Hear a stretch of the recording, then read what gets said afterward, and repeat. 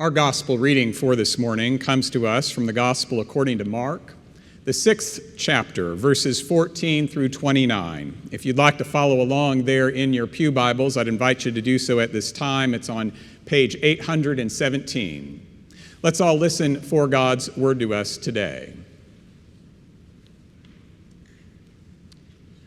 King Herod heard of it, for Jesus' name had become known. Some were saying, John the Baptizer has been raised from the dead, and for this reason these powers are at work in him.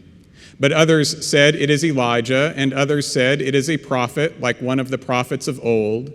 But when Herod heard of it, he said, John, whom I beheaded, has been raised. For Herod himself had sent men who arrested John, bound him and put him in prison on account of Herodias, his brother Philip's wife, because Herod had married her. For John had been telling Herod, it is not lawful for you to have your brother's wife. And Herodias had a grudge against him and wanted to kill him. But she could not, for Herod feared John, knowing that he was a righteous and holy man, and he protected him. When he heard him, he was greatly perplexed, and yet he liked to listen to him. But an opportunity came when Herod on his birthday gave a banquet for his courtiers and officers and for the leaders of Galilee. When his daughter Herodias came in and danced, she pleased Herod and his guests. And the king said to the girl, ask me for whatever you wish, and I will give it. And he solemnly swore to her, whatever you ask me, I will give you, even half of my kingdom. She went out and said to her mother, what should I ask for? She replied, the head of John the Baptizer. Immediately she rushed back to the king and requested, I want you to give me at once the head of John the Baptist on a platter. The king was deeply grieved. Yet out of regard for his oaths and for the guests, he did not want to refuse her. Immediately the king sent a soldier of the guard with orders to bring John's head. He went and beheaded him in the prison, brought his head on a platter and gave it to the girl. Then the girl gave it to her mother. When his disciples heard about it, they came and took his body and laid it in a tomb. The word of the Lord. Thanks be to God. The actor Mandy Patinkin is most recently known, perhaps, for playing the character Saul in the television series Homeland that ran from, I think, 2011 to 2020. But some of you may recall a role that Patinkin had much earlier in his career. He was in that wonderful movie, The Princess Bride.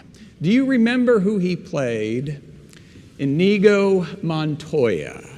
Those of you who treasured The Princess Bride like I did will recall that Inigo Montoya is out to find the six-fingered man. Why? Because the six-fingered man killed Inigo Montoya's father when Montoya was just a boy. And Inigo Montoya has spent years seeking revenge on the six-fingered man. It is the solitary aim of his life to find the six-fingered man. And he knows what he will say when he finds the six-fingered man. Do you remember what he will say? It is perhaps the best-known line of the entire film. If you know it, I would invite you to say it with me. Hello, my name is Inigo Montoya. You killed my father. Prepare to die. That was pretty good. A few years ago, Mandy Patinkin was being interviewed by CBS, and he was asked what his favorite line was from The Princess Bride. Patinkin said that he had two. One was the line that everyone remembers, but I heard another line, he recalls, from the movie about 5 to 6 years ago. I went up to my hotel room. My wife was there. She had the movie on. And the 58-year-old Mandy is watching the 30-something Mandy say a line. It's a line that I said, he remembers. It's in the script, but I didn't really hear it as a young man. For me, it's the most potent line in the film. It was at the end of the movie, and the line is, I have been in the revenge business so long, now that it's over, I do not know what to do with the rest of my life. I love that line, Patinkin said, because the purpose of revenge is worthless. The purpose of existence is to embrace our fellow human being, to turn our darkness into light.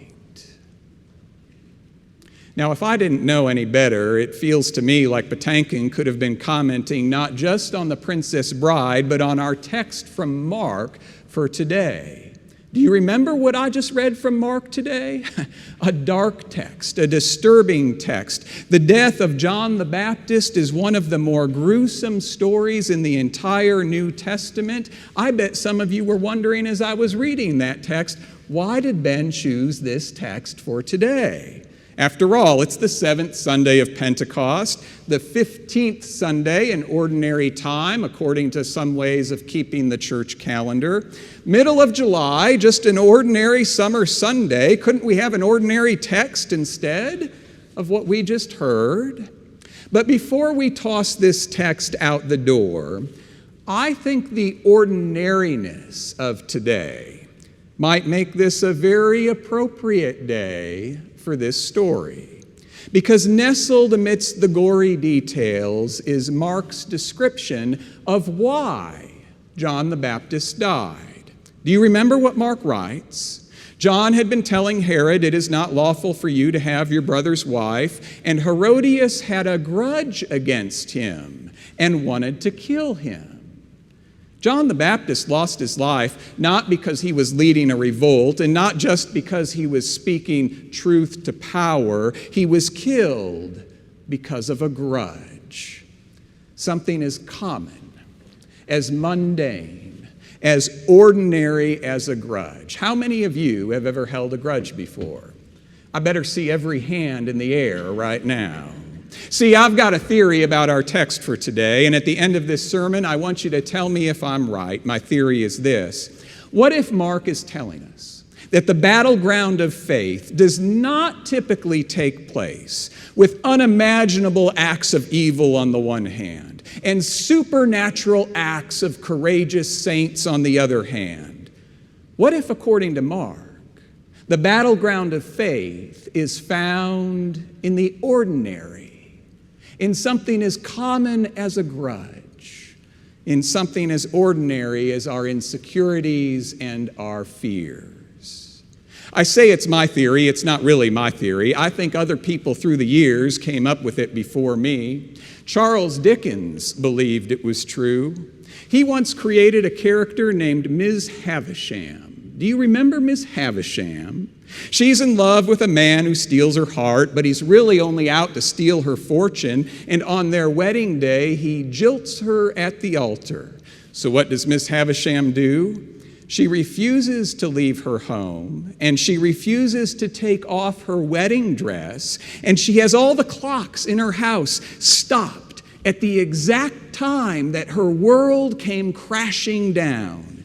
The bitterness lingers in her heart. And Miss Havisham adopts a daughter, Estella.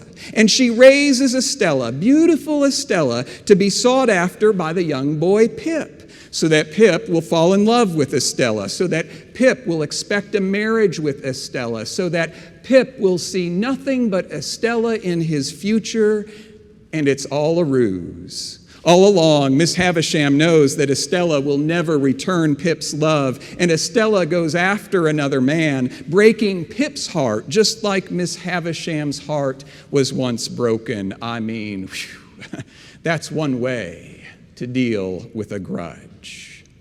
You see, I've got a theory that the struggle of faith is not in the hands of superhero disciples who face up against the greatest villains of the world, like in a Marvel movie. Don't get me wrong, I love the Marvel movies, but I don't think that's what Mark is telling us. He's saying that the battleground of faith is in the daily word, the daily action, the daily decision that any one of us might make. I think he says this in other places in his gospel as well. That's why he tells the story a few chapters later of James and John jockeying for position. Grant us to sit, one at your right hand and one at your left, in your glory, they say to Jesus. And Jesus says that whoever wishes to become great must become a servant. And whoever wishes to be first must be last, because something as mundane and common as status, as what neighborhood we live in, or what car we drive, or what kind of house we own, or what position in the company we hold, all that, says Jesus, can get in the way of God's love. The gospel says it's true. Alexander Solzhenitsyn believed it was true. He wrote from the Soviet gulag, "Gradually, it was disclosed to me that the line separating good and evil passes not through states, nor between classes, nor between political parties, but right through every human heart." The anger that we refuse to let go of, the fear that we keep harboring, the destructive habit that we never find a way to release, these are the things that get in the way of God's love. That's the first part of my theory about this text. The second part of my theory goes like this. The ordinary and common is not just where evil is found, it is also where God is found.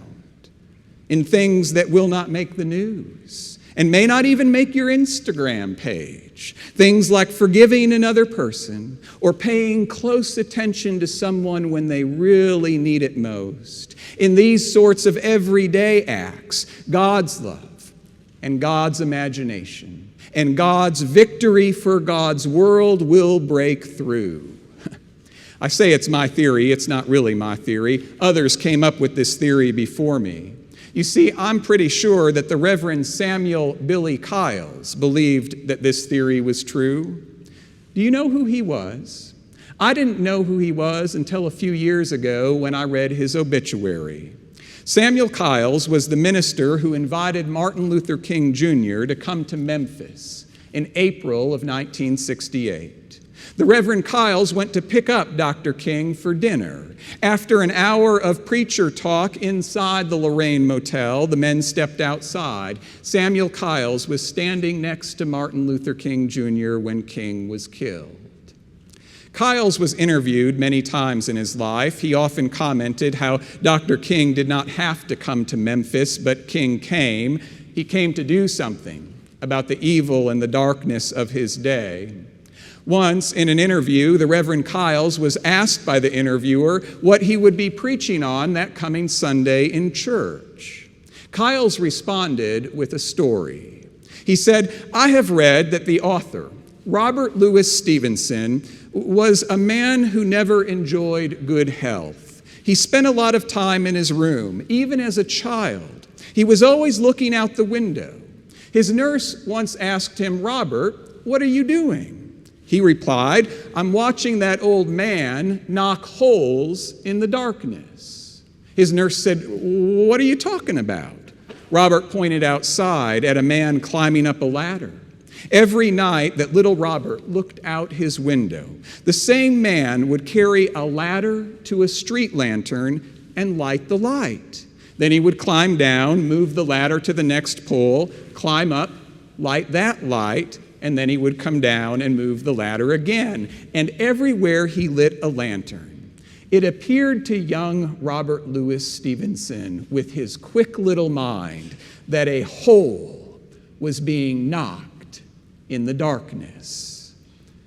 That is what I'm preaching about this Sunday, said Kyles, the work of Jesus in the world. I'm preaching about knocking holes in the darkness. I'm suggesting that those of us that have the strength and stability, we should be knocking holes in the darkness too.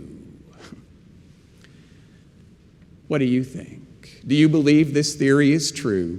You see, it's easy to tell ourselves that God's victory is found in the extraordinary, in people like Martin Luther King Jr. or Dorothy Day, or Dietrich Bonhoeffer, or Mother Teresa, or just in that great glorious day when Christ will come again. But I think Mark is telling us something different. I think Mark is suggesting that God's victory is found whenever any one of us decides to knock a hole in the darkness through the way we parent our children, or the way we act with colleagues at work, or the way we choose to spend our retirement, or the way we welcome the stranger into our lives. Now, some of you may be thinking, okay, that's fine, but what does that all have to do with the text that we read today? Let's get back to our text. One of the most curious parts of today's story is not so much the graphic detail in it, but its destination. In other words, where Mark places this story in his gospel is fascinating. Chapter 6 is a strange place to describe how John the Baptist died. After all, we found out way back in chapter 1 of Mark's gospel that John the Baptist was thrown in prison. Why doesn't Mark tell the story of John's death in prison there? Why does Mark wait and place this story here? Well, if you keep on reading, the very next story in Mark's gospel is the feeding of the 5,000. In other words, Mark, who is a brilliant storyteller, places in chapter 6 the story of two meals back to back, two gatherings in which people are feasting. On the one hand, you've got Herod's banquet, and on the other hand, you've got the feeding of the 5,000, Jesus' banquet. Maybe by placing these two meals back to back, Mark is telling us how God fights enemies like Herod, not with stockpiles of weapons, not even with a plan to put Herod out of power. God fights the forces of darkness with something as commonplace as feeding people. Jesus, who would have been extraordinarily saddened by John's death, he responds not by going after Herod, not even by withdrawing from the world, but by feeding a crowd with food, feeding them with grace, feeding them with whatever they happened to need at that moment, regardless of what he needed at that moment. I recall a story a number of years ago about a man named Ollie Neal. Ollie Neal is a judge who, years ago, was appointed as the first African-American prosecuting attorney in the state of Arkansas. He is, by any measure, an American success story, someone who grew up in poverty, in a house with no electricity, and 12 other siblings tugging for his father's attention. So how did Neal get attention? By shoplifting and lipping off to his teachers. He remembers being in high school and making his English teacher, Mildred Grady, cry in front of the class. But then something unexpected happened to Ollie Neal. One day, he skipped class and wandered into the school library. He noticed a book with a risque cover on it, and he decided he wanted to read it.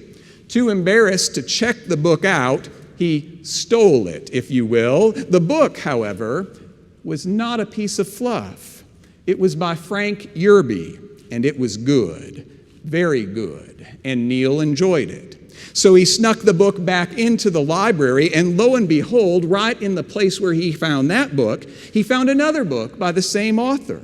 He read this one. He brought it back, and lo and behold, the same thing happened. He found a third book by Yerby. After the fourth time that this happened, Ollie Neal was addicted to reading. Long story short, the trajectory of his life changed. He started reading magazines, newspapers, even Albert Camus. And Neal went on to attend college, attend law school, become a lawyer and a judge. The big surprise of Neal's life, however, was not his academic success. It was the reason for that success. Neal attended a high school reunion years later, and he was stunned to learn that the teacher whom he had once reduced to tears, Mrs. Grady, she was the person who put the whole thing in motion. See, Mrs. Grady was in the library on the day that Neil had borrowed that first book, and in an inspired act of imagination, she decided not to confront Neil. Instead, she drove 70 miles to buy another book by Frank Yerby for the school library. She brought it back, put it on the shelf, saw Neil take it, so she did it again. And then she did it again. And that ordinary act of love punched a hole in Neil's darkness and changed the course of his life. Now, has anyone ever done that to you? I don't mean gone and bought a library book for you. I mean, has anyone ever punched a hole in your darkness by paying close, undivided attention to you? You see, I've got a theory. It's not really my theory. Lots of people believed this theory before me. The theory is this: God's love overcomes the violence of this world and conquers the chaos of this world through ordinary acts of love, through simple gestures of generosity, through common people who act with compassion, who refuse to give in to fear. Now, I told you at the beginning of this sermon that I wanted your feedback about my theory, but I have changed my mind. I don't want to have a discussion with you about this theory. I want you to go out and gather evidence. To find out whether this theory is true, you and I will need to test this theory out, to spend our days committing more ordinary, sacrificial acts of love than we can count. Do you think you can do that? This is the part, by the way, where you nod your head up and down.